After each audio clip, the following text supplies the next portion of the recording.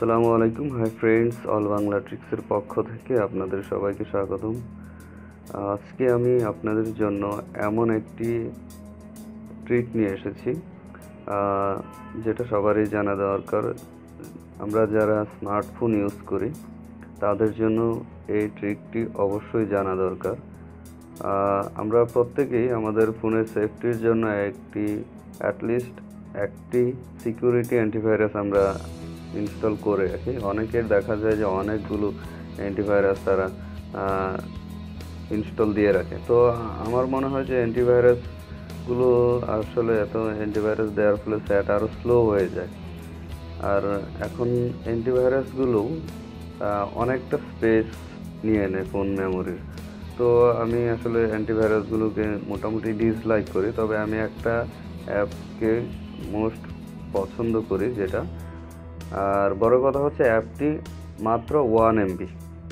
অ্যাপটি দ্বারা আপনার অ্যান্টিভাইরাসের কাজ হবে। অ্যাপটি অটোমেটিক আপনি টাইম সেট করে দিতে পারবেন। ওই টাইমের মধ্যে সে অটোমেটিক ফোনটাকে স্ক্যান করবে, জাঙ্ক ফাইলগুলোকে ডিলিট করবে। ইভেন আপনি এই অ্যাপটি দ্বারা আপনার স্মার্টফোনের সব অ্যাপগুলো ব্যাকআপ নিতে পারবেন।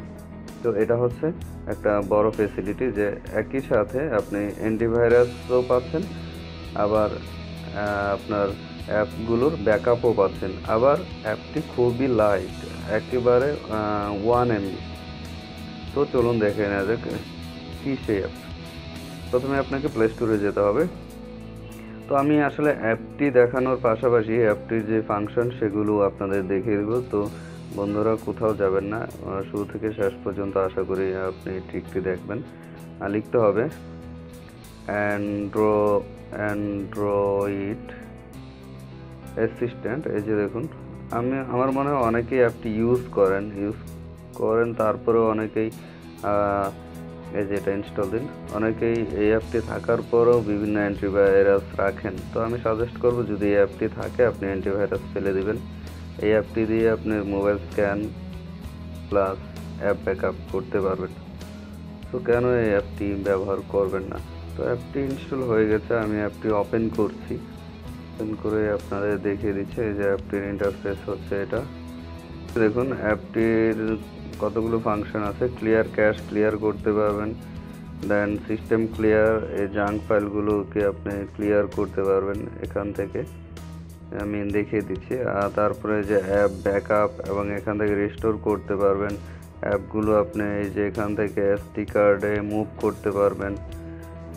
এরকম আরও অনেকগুলো আপনার সিস্টেমের ইনফরমেশন কীরকম সেটাও এখানে দেখতে পারবেন। এরকম অনেকগুলো ফাংশন আছে। তো এখানে আমি একটা দেখে দিচ্ছি কীভাবে অ্যান্টিভাইরাস ইউজ করবেন। সিস্টেম ক্লিয়ার, এখানে যান।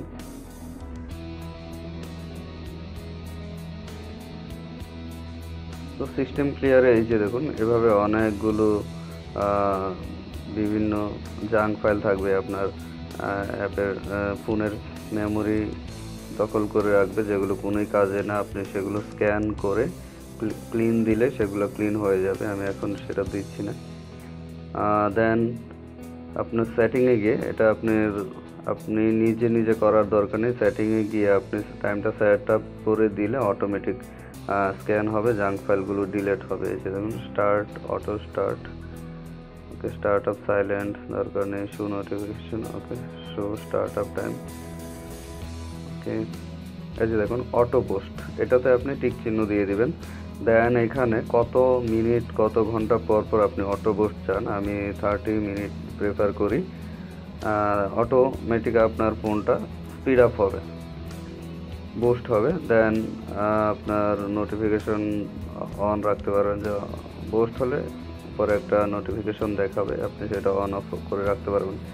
এই যে cash cleaner, auto cash clean করবে, এটাও আপনি টাইম দিতে পারেন, ফ্রিকোয়েন্সি, এই যে কত ঘন্টা পর 12 ঘন্টা দিতে পারেন, সেটা অটোমেটিক আপনার ক্যাশগুলো, ফোনের ক্যাশ ডিলিট করে দেবে।